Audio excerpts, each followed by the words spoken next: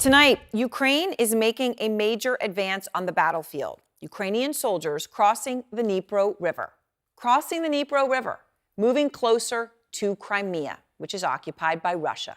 This is according to a top Ukrainian official who says these soldiers have now, quote, gained a foothold across the river, which, if it's the case, is a significant first step towards Ukraine's aim of liberating Crimea.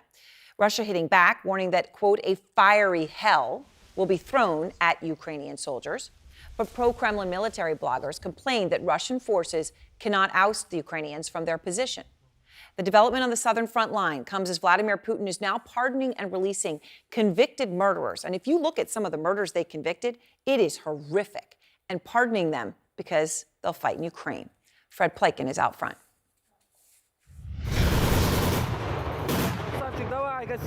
As Russia loses large amounts of soldiers on the front lines in Ukraine, the Kremlin continues filling the ranks with convicts, pardoning and releasing even the most dangerous ones if they survive their tour of combat.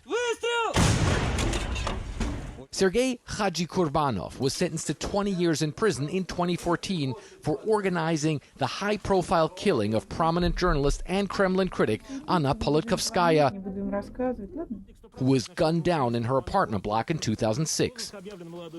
Now, Kurbanov has been pardoned after fighting in Ukraine, his lawyer says. Politkovskaya's family and the paper she worked for, Novaya Gazeta, irate. It is a monstrous fact of injustice and arbitrariness, an insult to the memory of a person killed for their beliefs and for carrying out their professional duty, they wrote in a statement. There are others. Vladislav Kanyus was sentenced to 17 years in jail for brutally murdering his girlfriend and ordered to pay compensation to the victim's family, Russian media reports.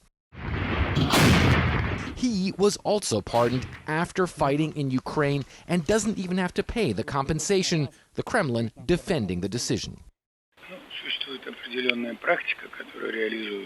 There is a certain practice that is being implemented, Putin spokesman says. To my knowledge, there are no exceptions to this practice. More precisely, there are exceptions, but they do not relate to the topic of the resonance of this or that case. The Wagner private military company first started using convicts on the battlefields in Ukraine last year. Wagner boss Yevgeny Prigozhin traveling to Russian jails to recruit inmates. I spend more ammunition than was ever spent in Stalingrad, he said at the time.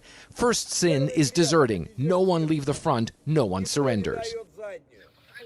Even after Prigozhin was killed in a plane crash in August, Russia continues large-scale recruitment of prison inmates. Russian leader Vladimir Putin even included some in a moment of silence for fallen soldiers.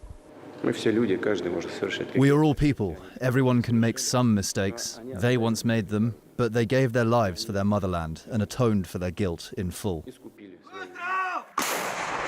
And that amnesty also extends to killers in Russia who can prevent doing time by killing even more in Ukraine.